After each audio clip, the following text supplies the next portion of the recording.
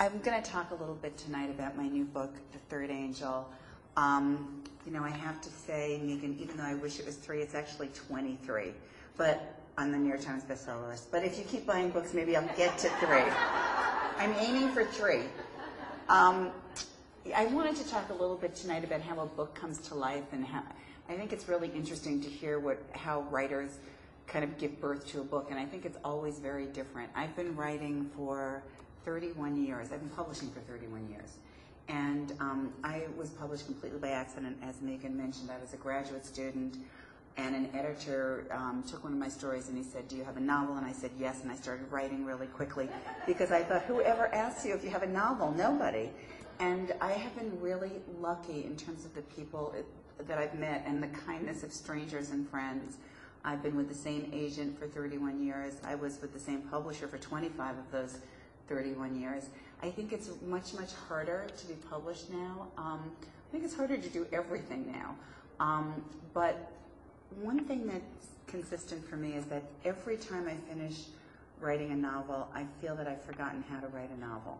And with every book, I have to relearn how to write a book. You think it would get easier after 30 years, but it really doesn't. And my books have come from different places. Sometimes they'll come from a character. I wrote a book called Seventh Heaven, and it kind of started with this character named Nora Silk, who was modeled on my mother. It was kind of an homage to single mothers during the 50s, and everything happened around her.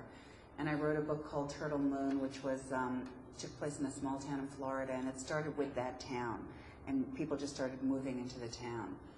The Third Angel, I think, began when I went on a book tour in England, and my British publisher was having me go over, but they didn't want to spend too much money. They put me into a really cheap hotel, but it was charming. It was charming. And when I got there, I went to sleep, and after I'd fallen asleep, I heard a fight in the hallway, an argument, and I heard an English man yelling. And I went to the door, excuse me. I went to the door, and I was going to look out the peephole to see, what was happening out there.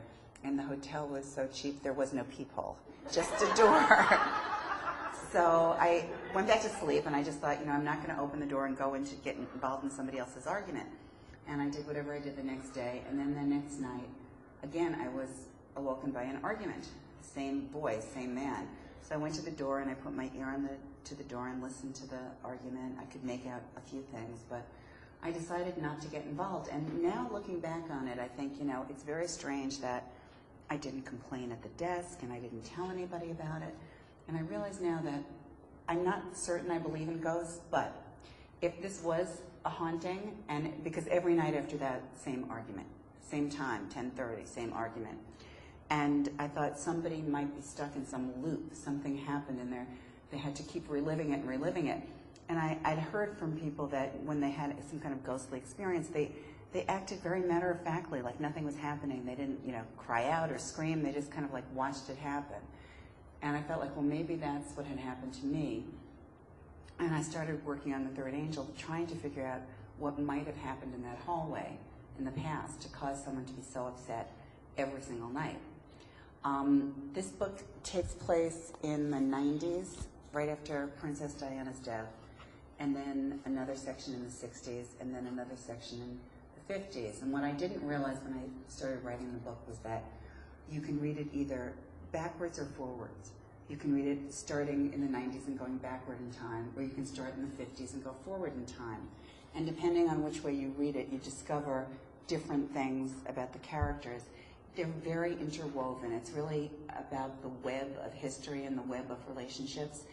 And it's also about how much you don't know about the past and how much you don't know about the future. So it's all about time and the movement of time.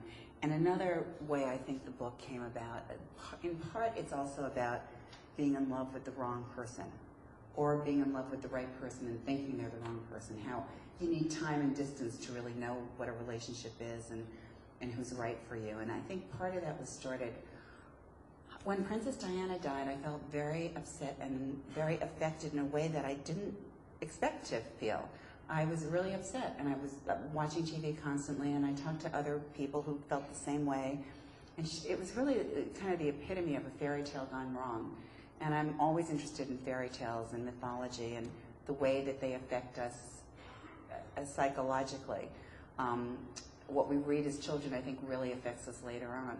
And so anyway, I was thinking about Diana and thinking about an interview I had seen when she and Charles were first together, and they were being interviewed, and she was really adorable and very young, and she had the floppy haircut.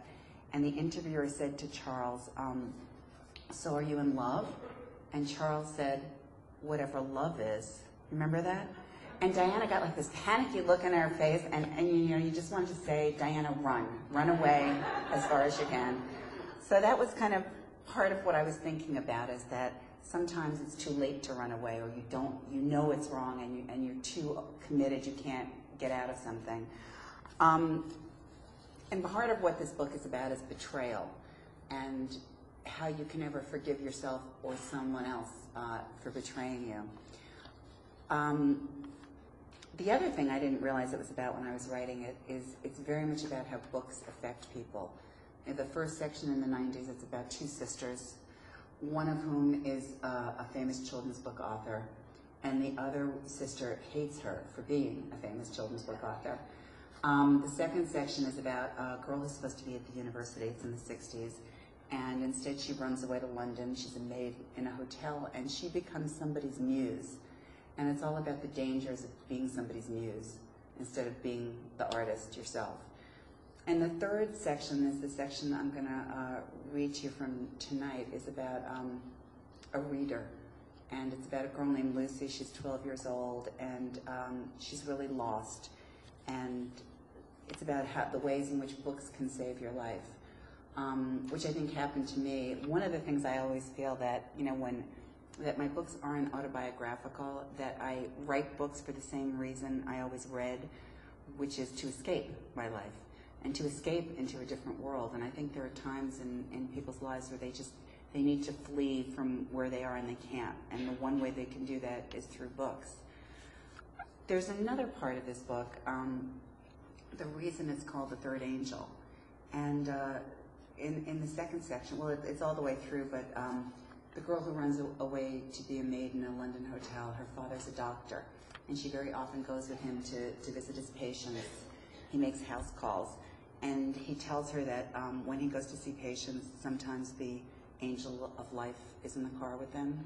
Sometimes it's the angel of death, and it's very hard to tell the difference between the two, and he never knows which one's going to accompany him into a house.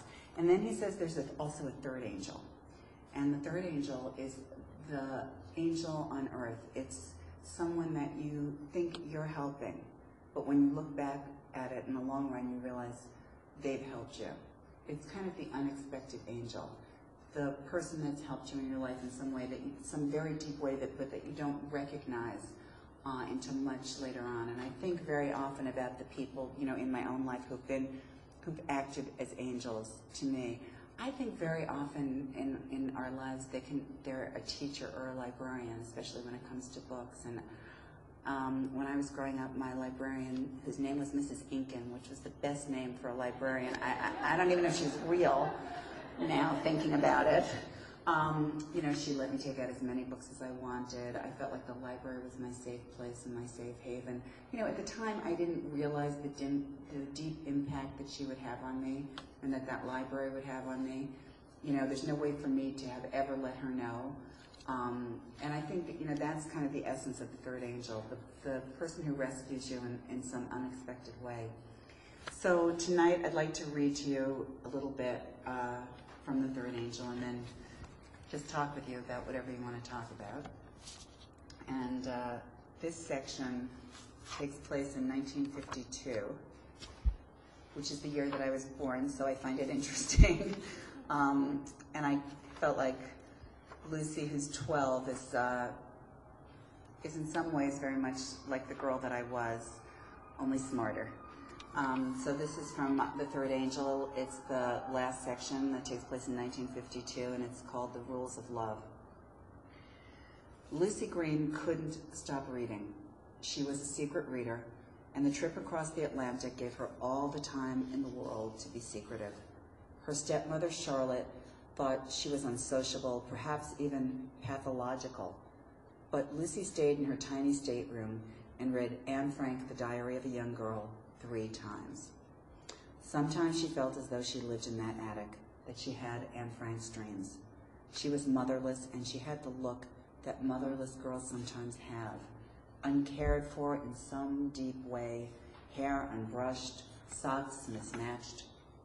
She only came out of her stateroom for meals, excuse me, and to walk around the deck with her father in the evenings, during which time they did not speak, except to occasionally mention the shape of the clouds or the color of the sea. The ocean was endless and terrifying and beautiful. There was no need for words when you are on the deck of an ocean liner, when the world seems so vast and you are only a speck of flesh and blood. Anne Frank, The Diary of a Young Girl, had just been published in the States in June, and Lucy's stepmother thought her too young for such material. She nixed it and suggested Lucy stick to Nancy Drew. Frankly, Charlotte wasn't much of a reader. She thought that books could be dangerous if placed in the wrong hands. But Lucy was 12, old enough to read what she pleased, and she didn't care what her stepmother thought. Or her father either, for that matter. She didn't care that she was on a ship crossing the Atlantic and that all of her friends at home in Westchester were jealous she was going off to a wedding in England while they led their boring lives back home. What did she care about adventure and festive occasions? Lucy was the sort of girl that thought a lot about why people were put on earth, and she spent her time wondering how she might right the wrongs of the world. She didn't believe that sitting at the captain's table and ordering shrimp cocktail would help her along this path. She didn't want to sprawl out on a deck chair or talk to the other children on board, as her stepmother continued to suggest. Lucy was not sociable, and she wasn't a great fan of traveling. For one, she had a turtle named Mrs. Henderson that she'd had to leave with the next-door neighbor, who didn't even like turtles, and she worried about Mrs. Henderson's well-being. Secondly, on her only other trip away from home, she had gone to Miami with her father and Charlotte, whom she was supposed to call Mom, but whom she called nothing at all, and she hadn't enjoyed the trip one bit. She'd been shocked to discover that the golf course her father was so excited about down in Miami did not allow Negroes to play except for Monday, caddy days. There were so many wrongs out there in the world, and so many people mistreated. Plus, Lucy didn't even believe in marriage as a valid institution, not since her father had married Charlotte, at any rate. So going to the wedding of her stepmother's sister seemed pointless, even if it was in London. The boat docked in Liverpool, and after they collected their baggage, there was a taxi to the train station. Lucy sat on a bench while they waited in the station and continued reading the diary. She was wearing a skirt because her stepmother insisted that slacks were for tomboys and were totally unacceptable wear for travel.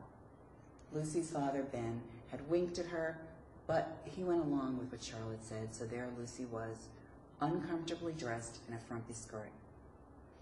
Lucy thought she might be a pervert, actually, because she certainly had weird thoughts. That her mother had died because of something she had done wrong. That her stepmother was slipping arsenic into her iced tea, which Lucy poured into potted plants all across the voyage rather than drink. That her father would be better off without her, his life simpler and easier, and that it wasn't possible to fight off all that was wrong in the world, and that it took too much to get through each day, and that it probably wasn't worth the effort. Lucy was disappearing, and no one even noticed.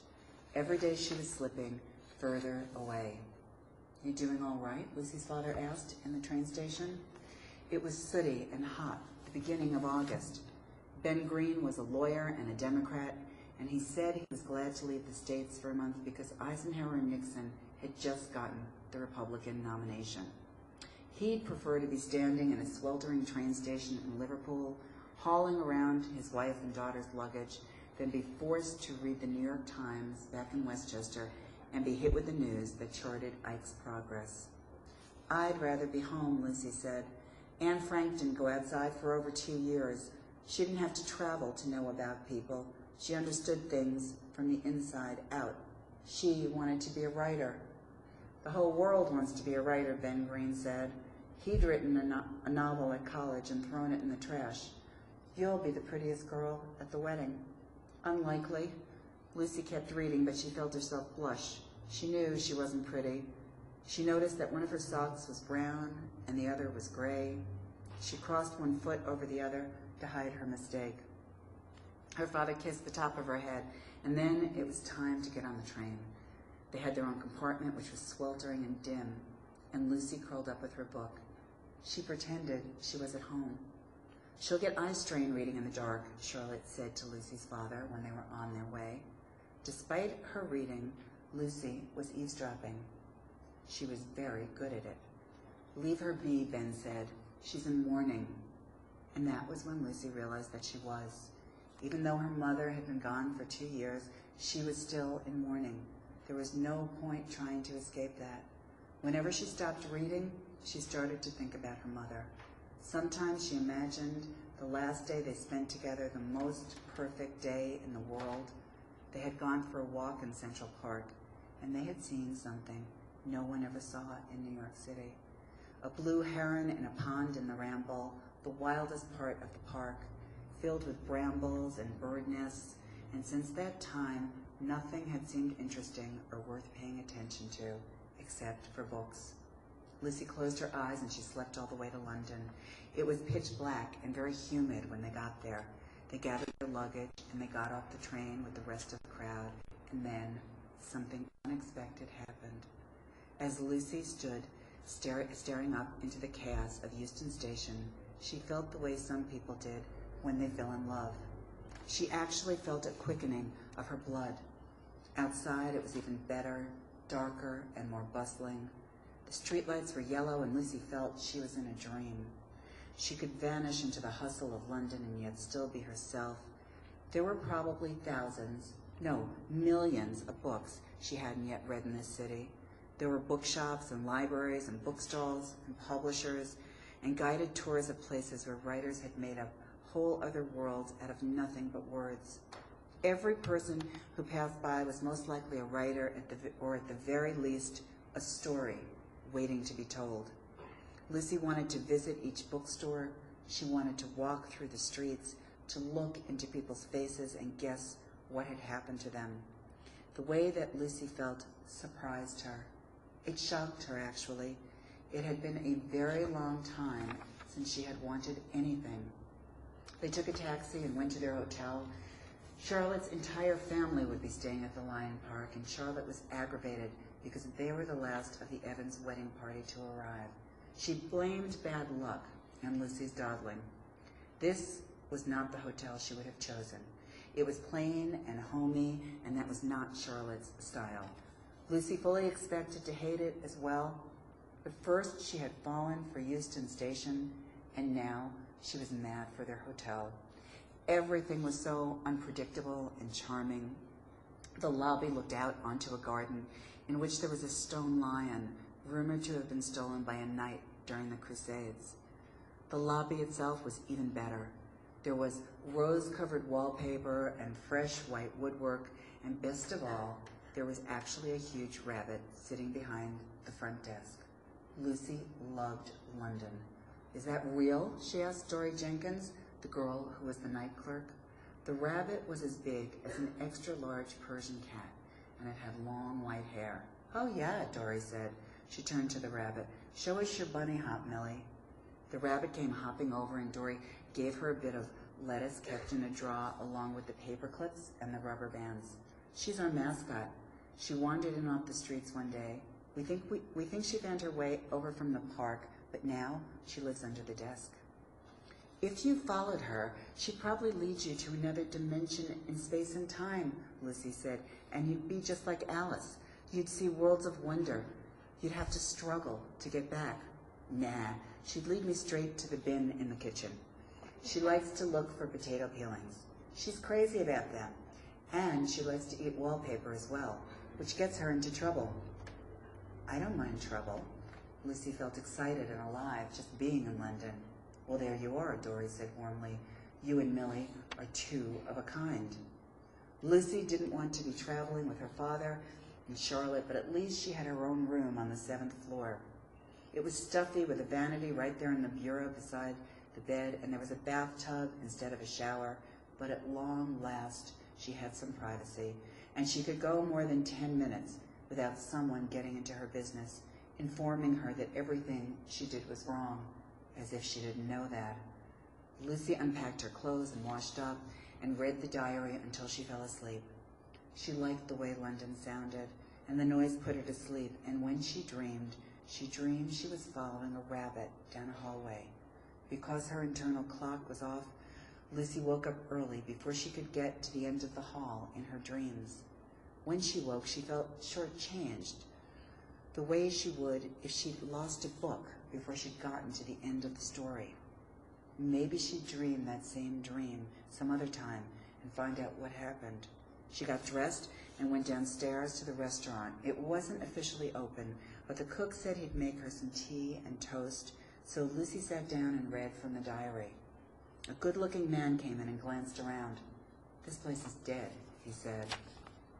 He had a New York accent and great Irish looks, dark hair and light eyes, and from then on, Lucy always preferred men with that coloring. He had an incredible smile as well. Even someone who was 12 could tell that. "Seems like you're the only person living in London," the man said. "Mind if I sit down?" Lucy nodded. She kept reading. She didn't mind being rude when she needed to be. "Anne Frank," the man mused. "I saw her house in Amsterdam." Lucy put down her book. "No, you didn't. You're just saying that." "Swear to God." The man held up his hand as though he was a Boy Scout. "I've been traveling around, and I was there last week. I stood outside and said a prayer." He lit a cigarette. Lucky strike. "So what are you doing in London?" "I'm here for a wedding. Not that I believe in marriage." "Ah, marriage. It's a load of crap, actually," Lucy said. She raised her chin, expecting him to react the way most adults did, and tell her that girls with foul mouths were unattractive, but he didn't. "Utter crap most of the time," he agreed, "but not always." The man stuck out his hand. "I see we have something in common," he said.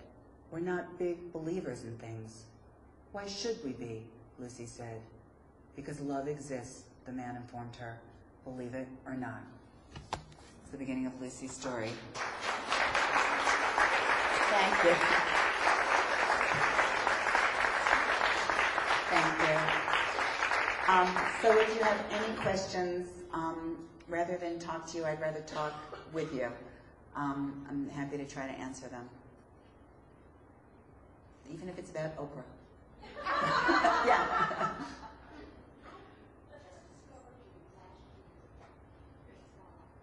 Oh, well, thank you.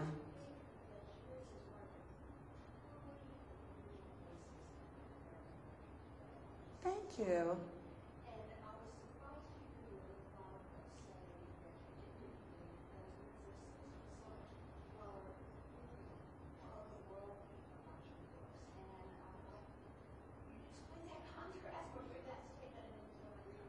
Okay, I will. First of all, thank you so much for those kind words about my work. I really appreciate it.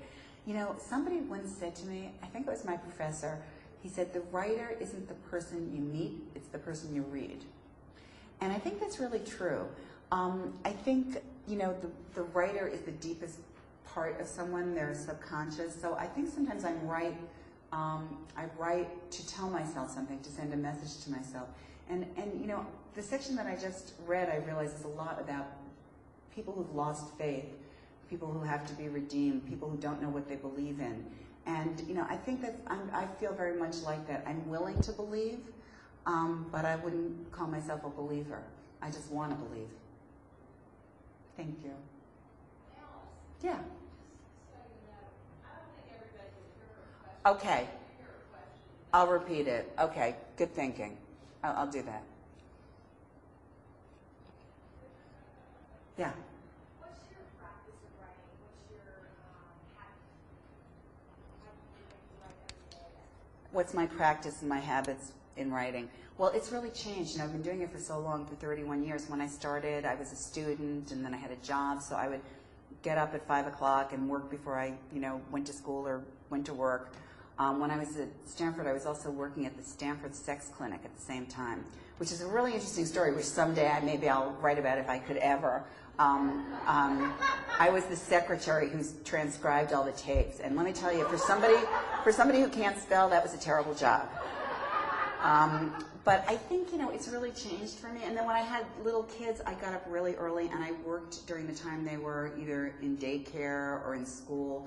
And it's funny because I was just talking with someone today who said that she fits all her work in. I think women with little kids get like a whole day's work done in an hour and a half. But I think that's not so good for the kids because I really think my kids are convinced that I've never worked because they never saw me working. I built my whole work life around their schedule. And now that they're grown up, I just really kind of have like a seamless transition. I think I'm less structured. I think I was in better shape really when I was busier. But I have found that writing every day, especially when you're starting out, is extremely helpful because it helps you to kind of unblock yourself. And I've also I didn't believe in writer's block until I had it. And then when I got it, I had to learn how to write again. For me, it works if I write for a while without reading it. So I make some kind of, arbitrary deal with myself. I'm going to write 25 or 50 pages. I'm not going to look at it. Because it's so easy, I think people who are writers know, just to throw it out. Just to read a page and think, oh, this is terrible. So I think if you just get into the story, you may wind up throwing out the first 10 or 15 pages, but you're already, you're starting to write. It's starting to percolate. Yeah. What makes a short story for you as opposed to a longer work, a novel? Do you know when you start off that which form it is? That's a good question. What makes a story? How do you know something is a story or a novel? I feel the same way about how do I know something's an adult book or a book for teens. To me, it comes to me that way. It just doesn't feel like a novel. It doesn't feel like it's the weight of a novel. Sometimes I think I'm wrong. Sometimes I think I've made a mistake. There's certain stories in a book I wrote called Blackbird House that I think could have been novels, and yet they presented themselves to me as stories. I don't think it's really a choice I make. They just come to me that way. I think you kind of know. Yeah. Does the narration come to you as well, or is specifically omniscient? I know you've written that. Can you talk about that? Yeah, the kind of technical aspect of who is your narrator, if you're going to have an omniscient narrator, if you're going to tell the story in first person. My personal experience is that it always comes as it is. I've never changed anything from first person to third person. I've never listened to the rules about third person narrations. I don't care that they say you can't move around inside people's heads. I just do whatever I want, and I have a lot of freedom doing that. On the other hand, when you write first person, it's very intimate and very emotional. I think I find that when I write for teens, I tend to write more first person, and you're really inside that person, but it limits you in kind of moving around. The only story I've ever really heard about somebody changing a book was Mary Gordon's book, Final Payments, which the story that I heard was that she wrote it in third person, and then her professor suggested she rewrite it in first person, and it worked brilliantly. So, for me, it's not a choice. It kind of comes as a voice, and I don't know if you don't know how you actually make that choice. The one thing I can say is that, to try something from different points of view and see which just feels right, when you're searching for the right voice. Yeah. Some of my favorite writers, well, my favorite writer is Emily Bronte. And one of the reasons I think, well, there are two reasons. One is that I love the idea that this young woman who had very little life experience, almost no life experience except for in her head and the world of books and the world of the domestic, wrote the most brilliant psychological novel ever written, and one of the most powerful novels ever written. And also because that book is so complicated, you could read it at different times in your life and have a completely different response to it, and to Heathcliff. So I think if I was on a desert island and I had one book, that would be the book for me. Second, after Wuthering Heights. Well, I don't know. That would be a real toss-up. It might be A Catcher in the Rye for me. It might be I Love Ray Bradbury. It might be Fahrenheit 451. So I'm not sure. I'd have to take a couple, I think. Yeah, back there. Can you talk about your rewrite process? My rewrite process. I am a big believer in rewriting because somebody just told me this story, and a writer that I was talking to, she said, there's two kinds of writers. There's bashers and swoopers. And the bashers are the ones that they have to keep writing the same page until they get it perfectly. And the swoopers are the ones that just go right through the book. And then they go back and rewrite. And I think partially because the way I started, because I said, yes, I have a novel and I had to finish it in 6 months, I'm a total swooper. So I write really fast. I try to get through it. And then I rewrite a lot. I think if I was the other sort of writer that had to perfect each page, I would quit. Because I think, you can never get anything perfect. And so I think I would find that very frustrating. And when that has happened to me, I feel like quitting. So, but the one thing I do believe about revision is I like to rewrite the whole thing. Because I think you get like a rhythm. It's almost like playing the piano or something. So that's what I do. Yeah. At what point in your life did you realize that you were enthralled with narrative, and what experiences stand out as some that perhaps nurtured or encouraged you in particular to develop, to stay with that? That's a good question. Do I have to repeat that though? Because it's complicated. Oh God, how did you know when you were in love with narrative? Is that it? It's kind of like this. And what encouraged it? It's kind of like this character who kind of falls in love with Anne Frank as a character and as a writer. And what was interesting to me is I was reading somewhere and I said, I'm not exactly sure why she so fell in love with the Diary of Anne Frank. But a lot of girls do, and I think it has to do with grief, and it has to do with finding your voice. And there was a woman in the audience who said, it's also, especially in the 50s, was a time when there were like almost no Jewish women writers. And so it was a way for Jewish girls to kind of find a voice. For me, I think, I can't remember the exact moment, but for me it was always an escape. I'll tell you, this real moment of encouragement, weird moment of encouragement came. For me, I was never encouraged to be a writer. And in fact, I was humiliated because I was secretly writing one day in class. I think I was in 5th or 6th grade, and we were supposed to be watching a movie, and I was writing. And my teacher read my poem aloud to humiliate me. But it kind of didn't work. I liked that he did that, But I wrote a story when I was I think I was 17, and I sent it for some reason to Esquire. I don't know why. It was a terrible story. It was science fiction. I don't think I used capital letters. I don't know why. And I got a personal note back from a real person, which totally shocked me. And it was a very nice, positive note, but it treated me like I was a writer. And I kept that note for a long time. I still might have it somewhere. Just the idea that somebody answered me and treated me like a writer was huge for me. Thank you. Yeah.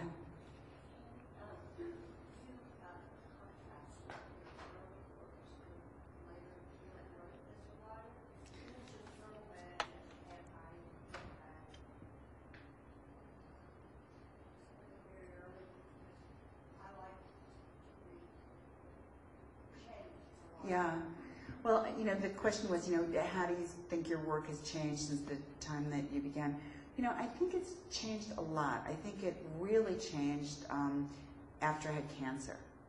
I think I realized what some of my themes had been all along, only more so. And so I think one thing that I think happened is I write more about the entire life of a character. I'm more interested in the long view than in just a year in somebody's life. I want to know the life. I want to get to the end of the story. And I think, when you're ill, that's a sense you have. You want to, that's the thing about stories. You want to get to the end of the story and know the entire life. So I think that's changed for me. And I think, when I started out, I was 21. So even though my themes, I think, have remained constant, and I'm always writing about loss and love, and that's my theme. That's what my, that's what my work is about. I think it's changed, and hopefully I understand a little bit more now than I did then. Hopefully. Yeah. I wonder if you can say something about landscape and setting, because for me, what I love about your work is that the setting almost feels like a character of some sort.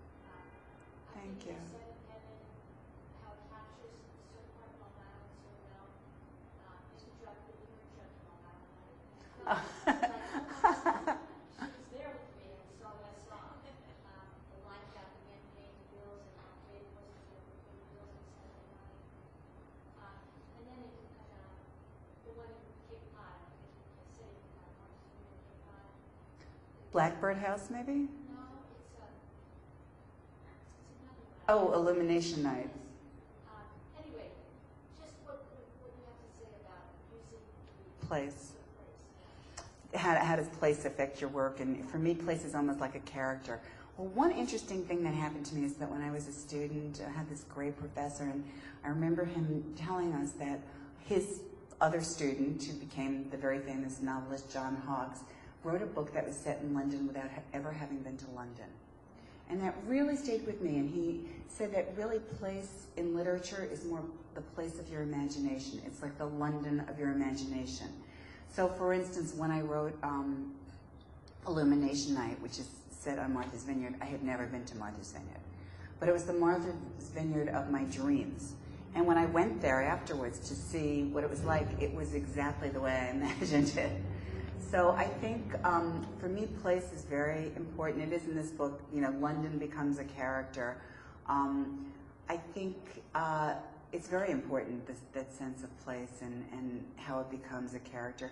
But I feel that, places in literature become characters almost. They're, for me, they're almost as important as all the other characters, sometimes more so.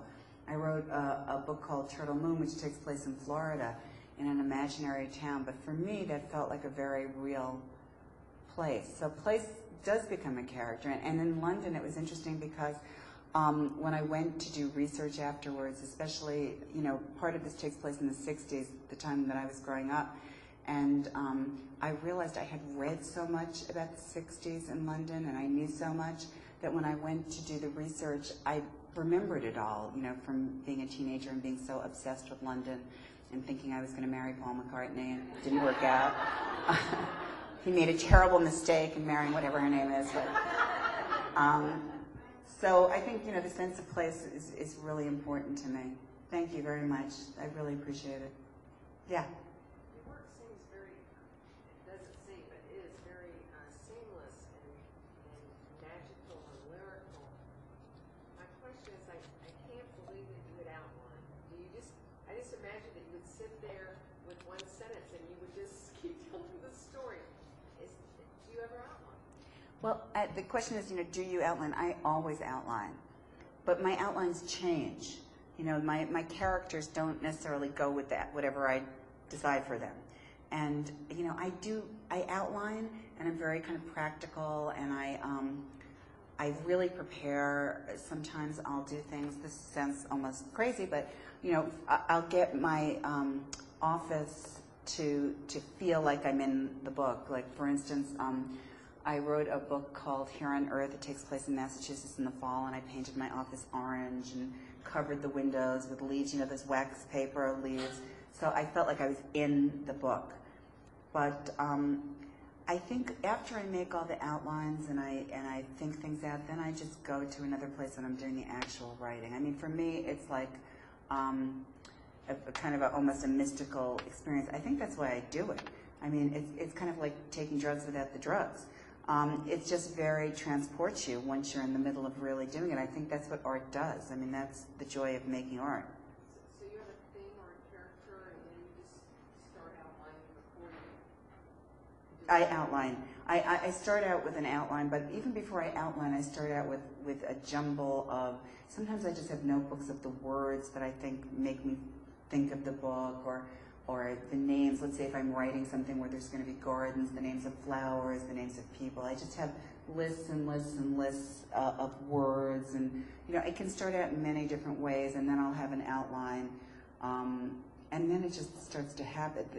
I think when you're really going, characters just make decisions, and that's happened to me many times. They just decide certain things. I didn't think this book was going to move around in time, and it just kind of happened. So I think you start with an outline, then you throw it out. Yeah.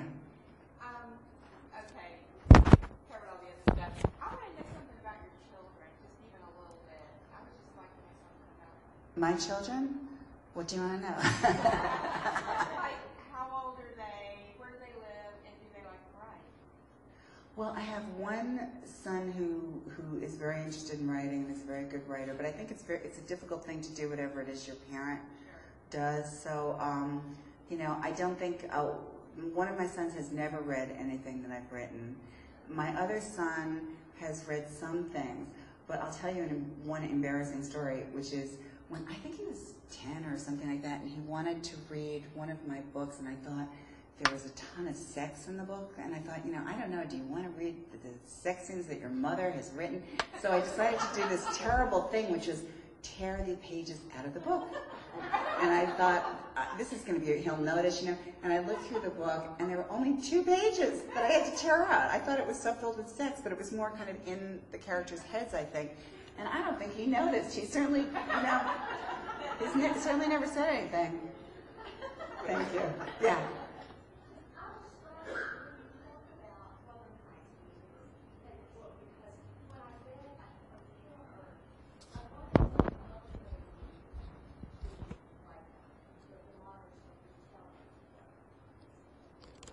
Well, it was my homage to Wuthering Heights to see, how these characters would work in kind of a modern day setting. And it was extremely difficult to do because the relationships were so different, and it's not, possible to marry your sister and to do, but it was interesting for me to do. It was an interesting exercise, and ultimately I hope they took on their own characters. But it's just such a beautiful book, Wuthering Heights, and I just wanted to see what would happen if I set it in modern times, what those characters, kind of those archetypal characters, would do. Yeah. I was really, I'm a teacher in literature, and I'm just curious about some of the things that you do in your work to keep those writers, young writers going. Well, I'll tell you, there's a really wonderful book written by a friend of mine called What If, filled with writing exercises. Her name is Pamela Painter. She teaches at Emerson College, and it's filled with wonderful exercises that just kind of get you going, ways of making lists, ways of beginnings, and I think sometimes it's a good way to go about just getting kids started writing, or just getting yourself started writing. I have to tell you, I just wait and circle like a vulture to the next. Thank you. I'm really tongue-tied just looking at you. Because you're so magical. Thank you so much for saying that. You're my Mick Jagger book. Oh, God. Well, I hope, thank you so much, but I hope the same thing doesn't happen, because when I met Mick Jagger once, it wasn't a good experience. Well, thank you. Thank you. Now we want to know about Mick Jagger. Oh, no. Yeah. Any other questions? Yeah. It seems to me that you outlined that a lot of your writing is kind of intuitive, or it flows very well. And I'm a writer, and one thing that is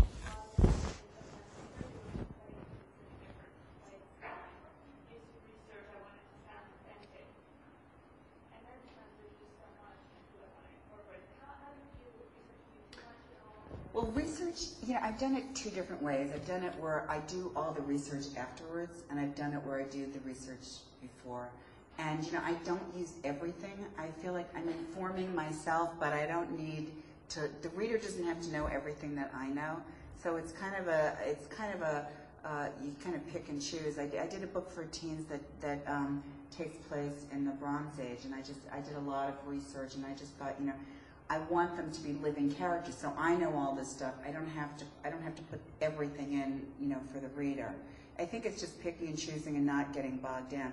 Sometimes if you feel like you're getting bogged down, I think it's better almost to write the book and then do the research afterwards and add that kind of other layer.